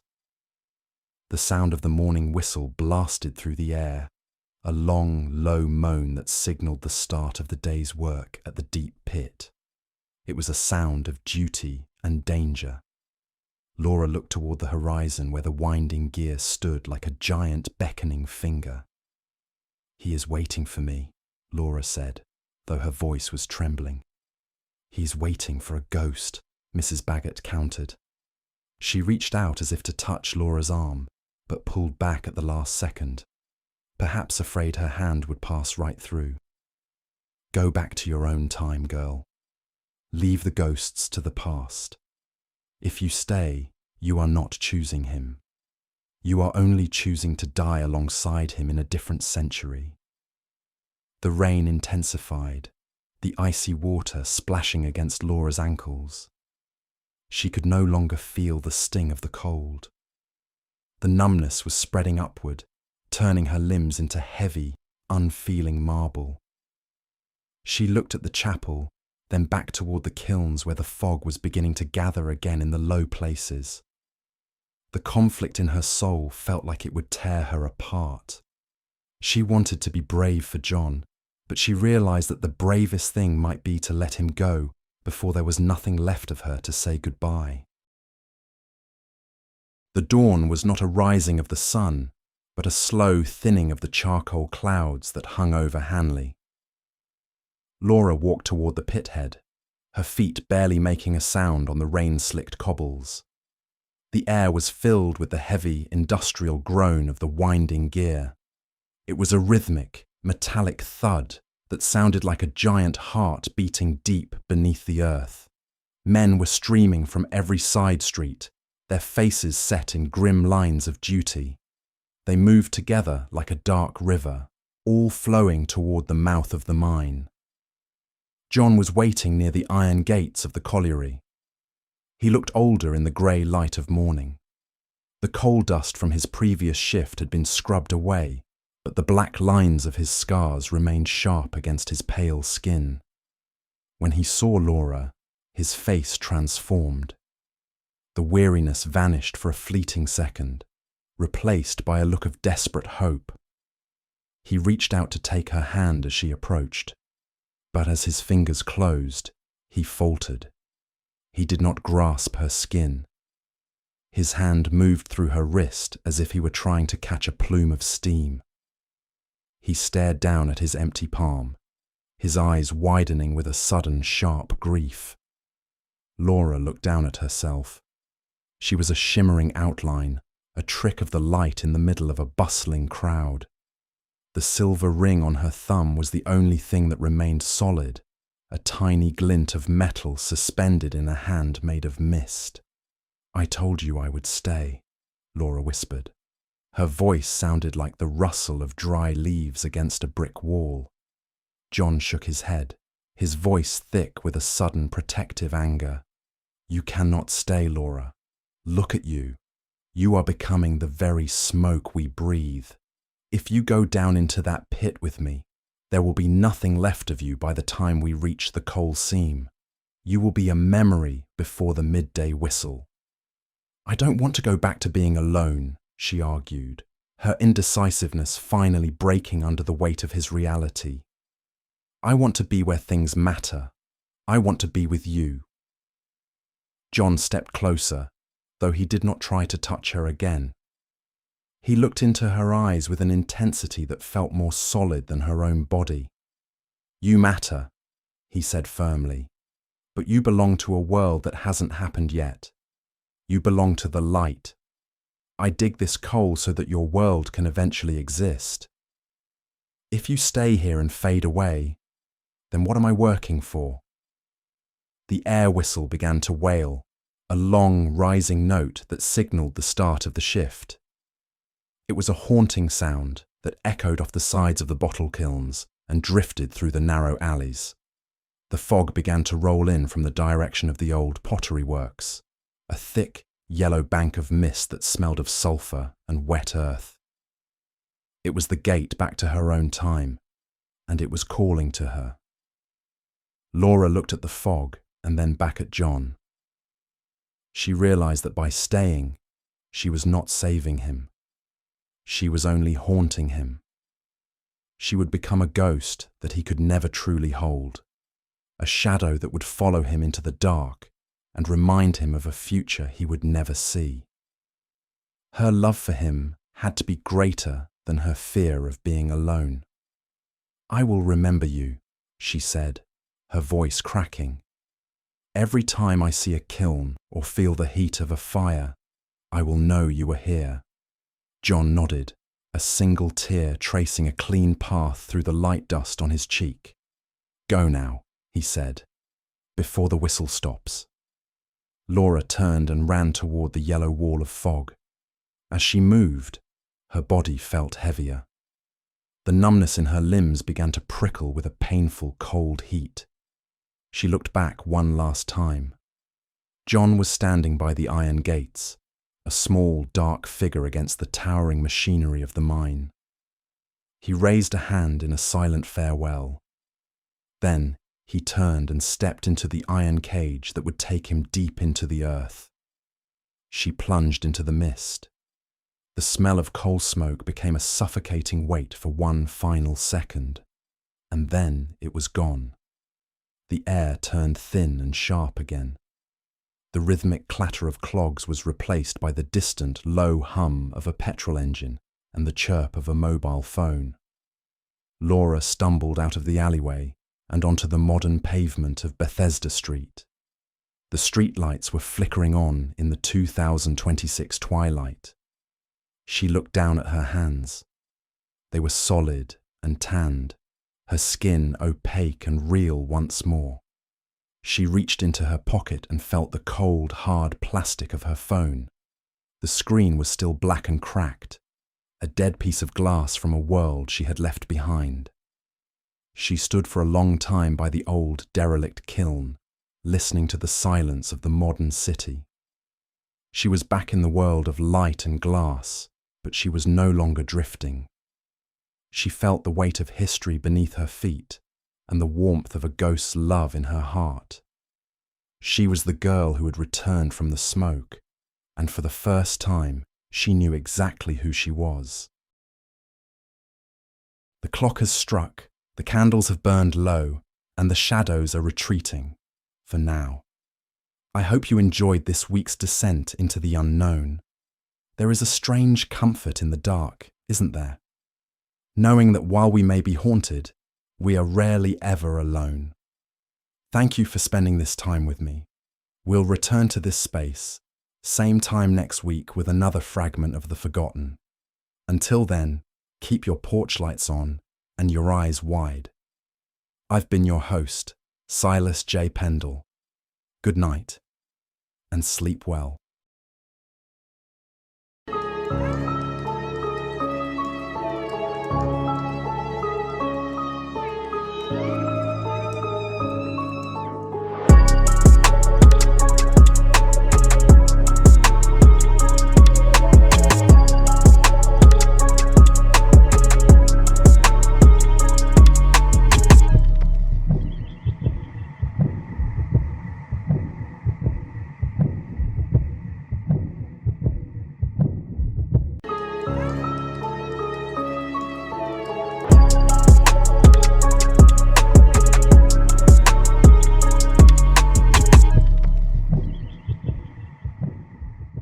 They say that at night the world belongs to the things we've forgotten, the history that refused to stay buried, the shadows that don't quite match the furniture, and the whispers that only happen when the lights go out.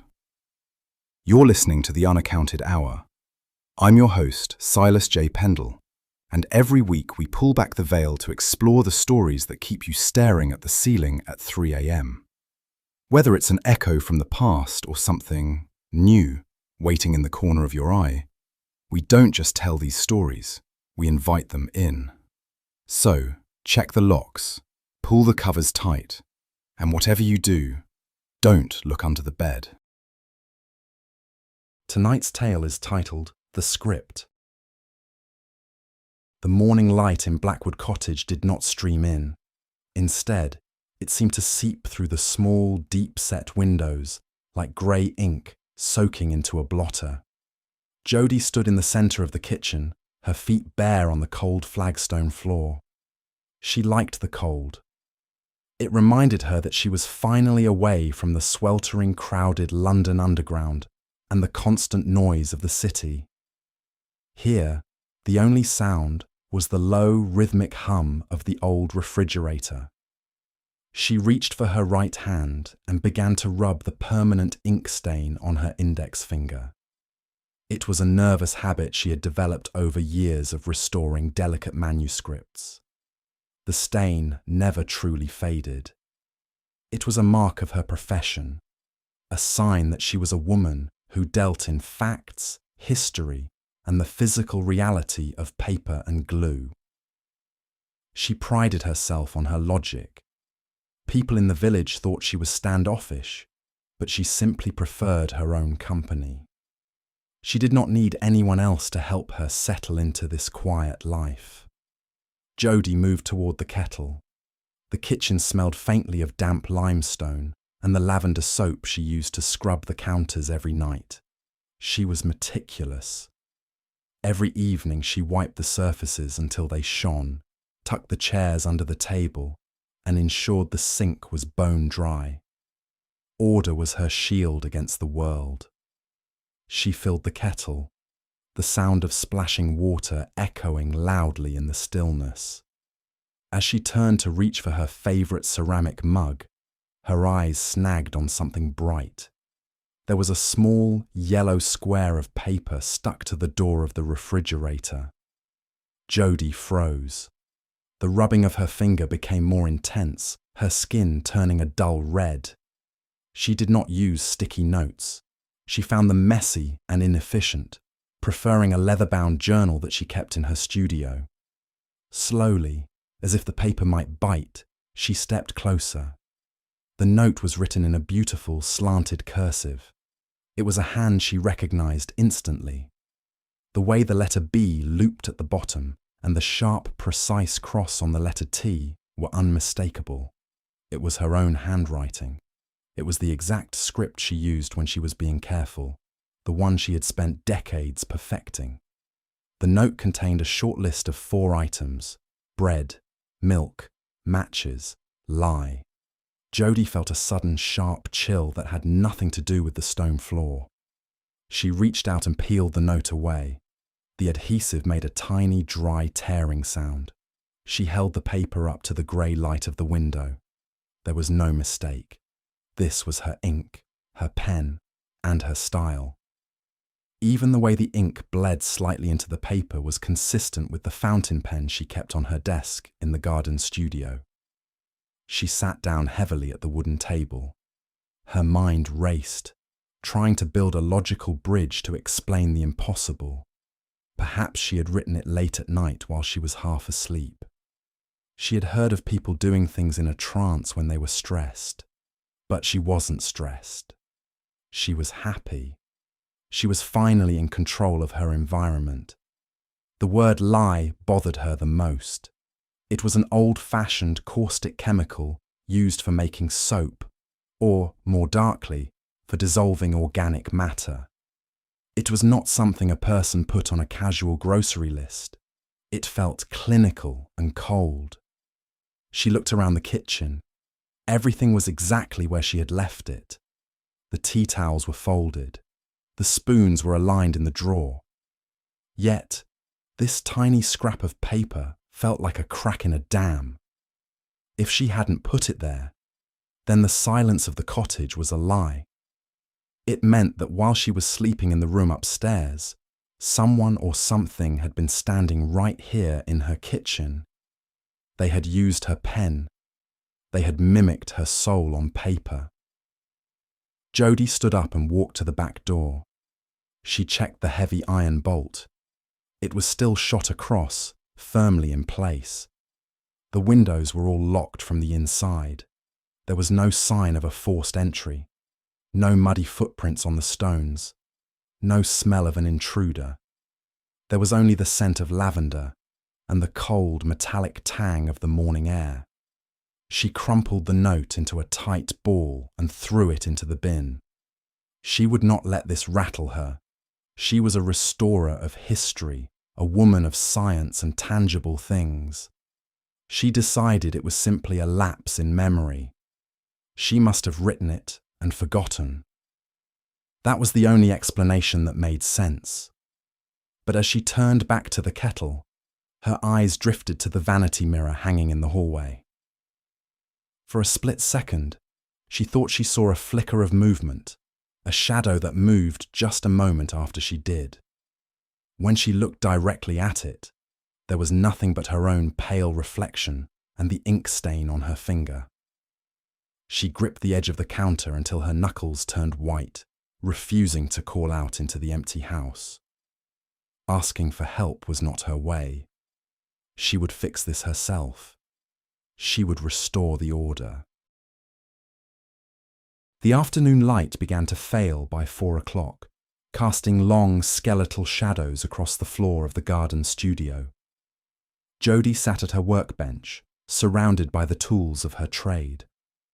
The air in the small stone building was thick and heavy, carrying the sharp, medicinal tang of white vinegar and the biting scent of chemical solvents.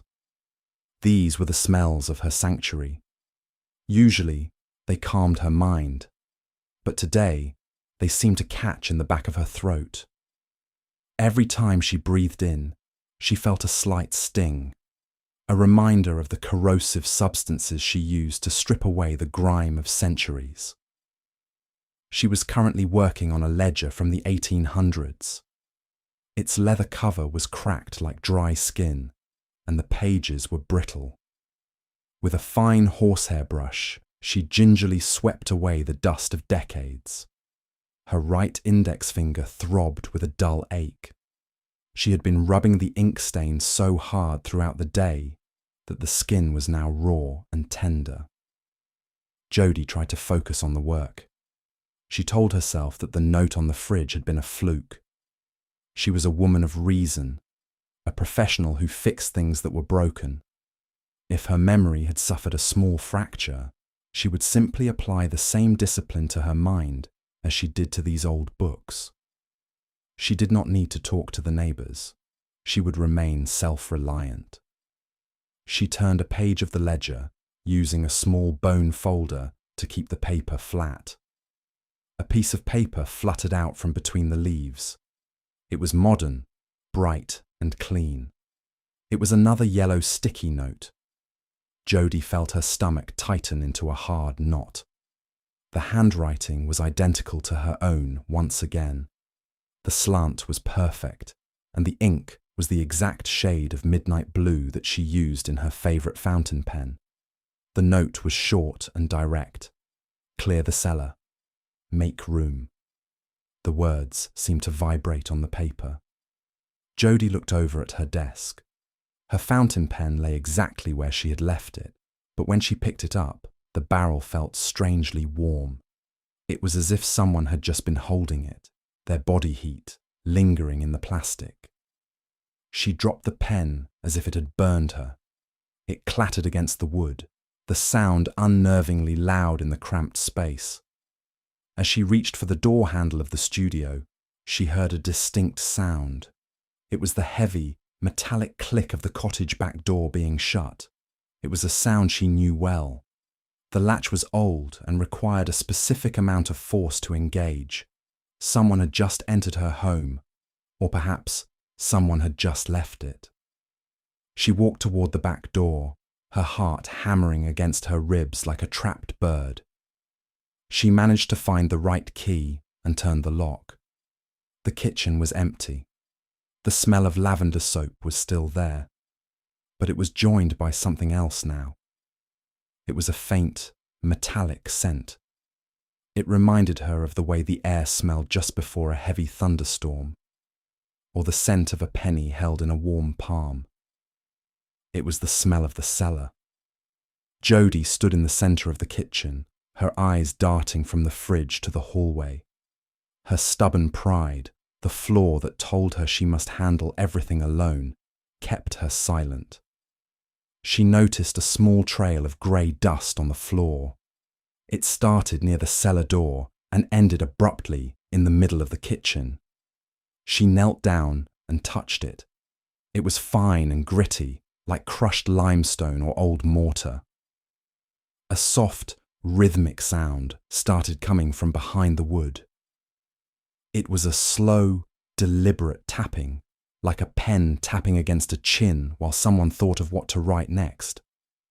Jody backed away, her bare heels hitting the base of the kitchen cabinets. She realized then that the ghost was not just watching her. It was following the instructions she was supposedly writing for herself. She reached out and gripped the counter, her fingers finding a damp patch. She looked down. There, on the clean wood, was a single, perfect circle of water. It looked like the ring left behind by a glass. She had not used a glass all afternoon. The house was no longer her own. It was becoming a stage, and something was moving things while she was not looking. The following morning brought no relief from the heavy atmosphere that had settled over Blackwood Cottage. Jody had spent a restless night, her sleep broken by the imagined sound of footsteps pacing the narrow hallway outside her bedroom. Each time she had clicked on her bedside lamp, the silence had been absolute. Now she stood at the front gate, her arms wrapped tightly against the biting chill of the morning mist. The sound of a bicycle bell cut through the fog, a cheerful noise that felt entirely out of place. Mike, the local postman, appeared through the grey haze. His brilliant yellow vest was a splash of neon against the gloom of the cottage walls. As he pedalled closer, Jody heard him whistling a simple 3-note tune that rose and fell in a predictable loop. "Good morning," Mike said, as he hopped off his bicycle and propped it against the stone wall. He reached into his waterproof bag and pulled out a small bundle of letters. Jody tried to force a smile, but her face felt stiff. "Morning, Mike. Just the usual bills today, I hope." Mike paused, his hand hovering over the mail. He did not hand her the letters immediately. Instead, he pulled a postcard from the bottom of the stack. It was a standard tourist card featuring a photograph of the village church, but the glossy picture was marred by heavy, dark writing that covered every available millimetre of the back. Mike looked at her with a curious expression, his eyes lingering on the red, raw skin of her index finger. "I found this in the village postbox during the late collection yesterday," Mike said, his voice dropping to a cautious murmur. "I wouldn't usually comment on a person's mail, Jody, but it is hard not to notice a message when it is written in such large letters. The sorters at the office were talking about it too." He handed her the postcard. The smell of the postman reached her.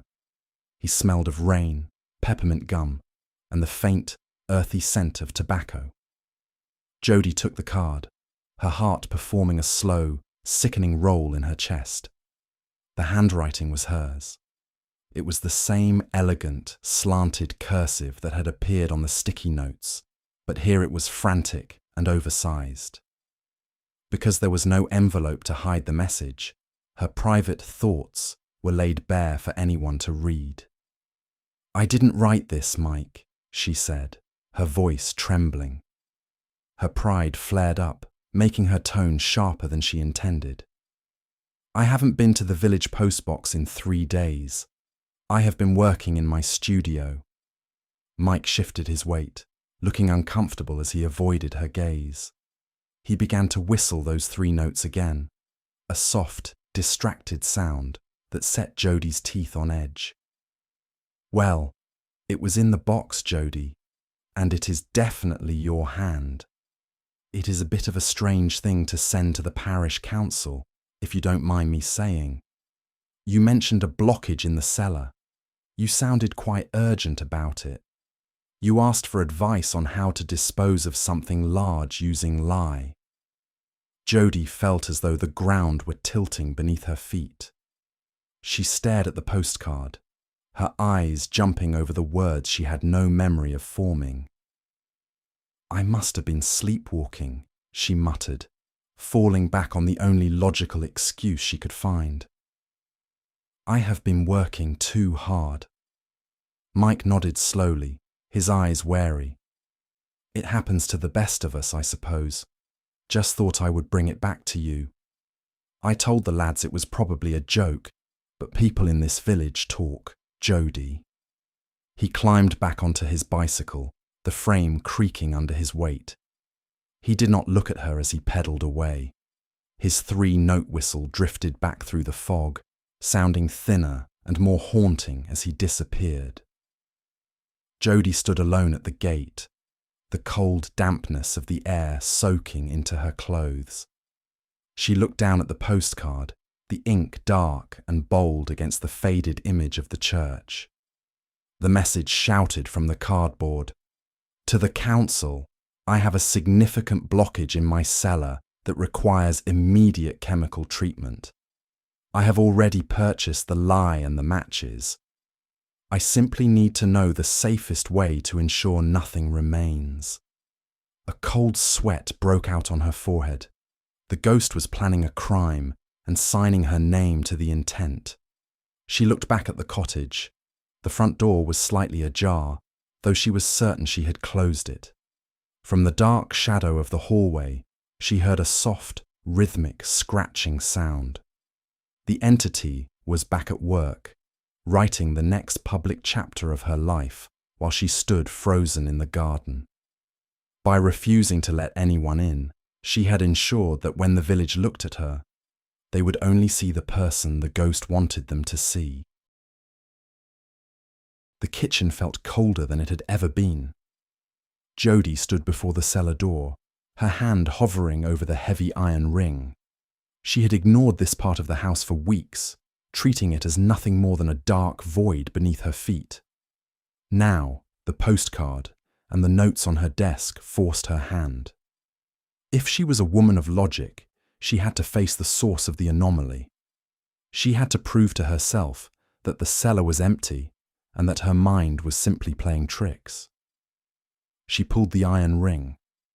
The door groaned on its hinges, a slow, protesting sound that seemed to vibrate through the floorboards. A wave of air rose from the darkness to meet her. It did not smell like the rest of the house. It smelled of ancient wet stone, rusted metal, and a sharp, stinging scent that made her eyes water. It was the smell of the chemicals from her list. Jodie reached into her pocket and pulled out her heavy brass torch. She clicked it on. The beam of light was a solid white blade that cut through the gloom. She began to descend the narrow wooden stairs. Each step creaked under her weight, the sound sharp and lonely in the confined space. The walls were made of rough limestone, glistening with a thin film of moisture that looked like sweat in the light of the torch. When she reached the bottom, she gasped. The cellar was not the chaotic mess of cobwebs and old crates she'd expected. It was spotless. The floor had been swept clean of dust, leaving only the bare grey stone. In the centre of the room, a single wooden chair had been placed. It was a chair from her dining room, moved downstairs without her hearing a single sound. It was positioned perfectly to face the stairs, as if waiting for a guest to arrive. Jodie moved the beam of her torch to the far wall. There, on a low stone shelf, the items from the first list were neatly arranged.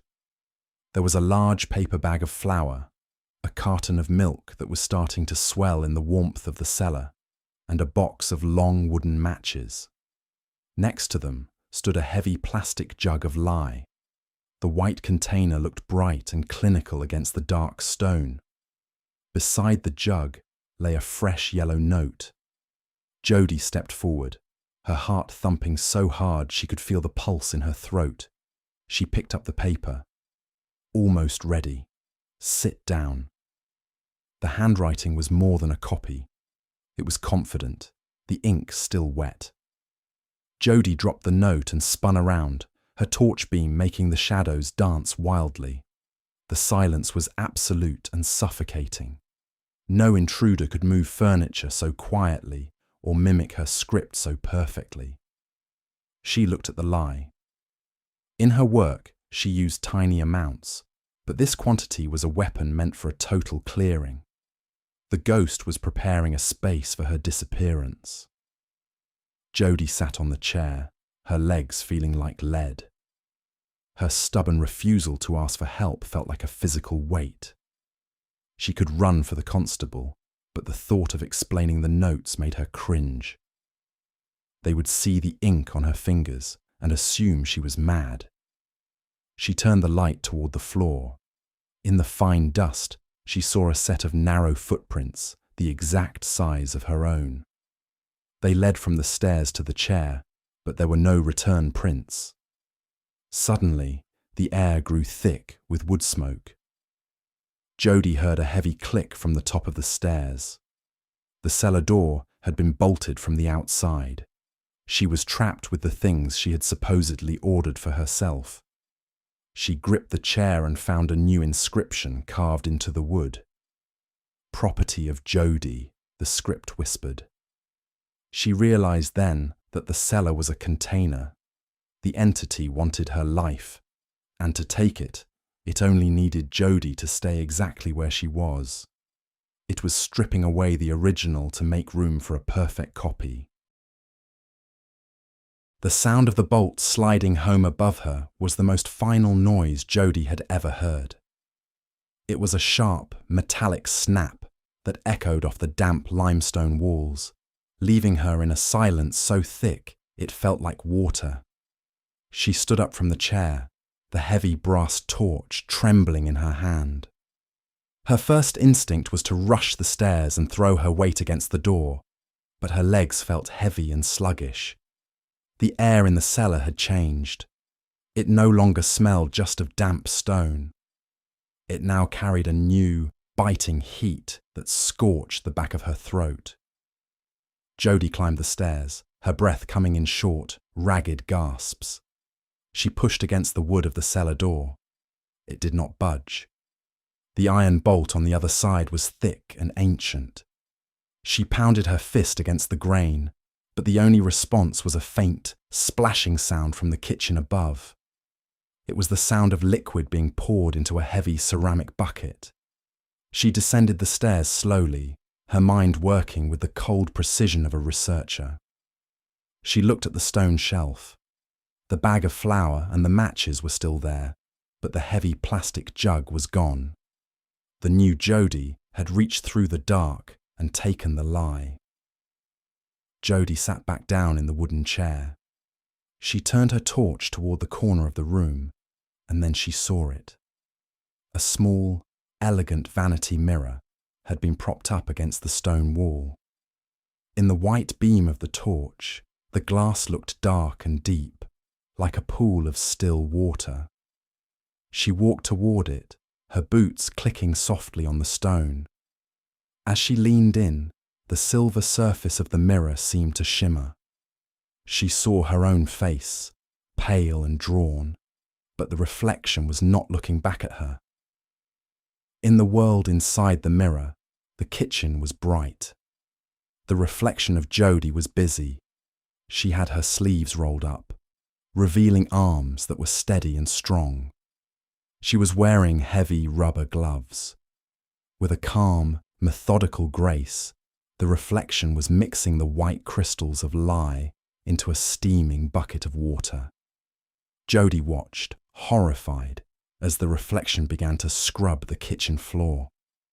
The lye hissed as it touched the wood.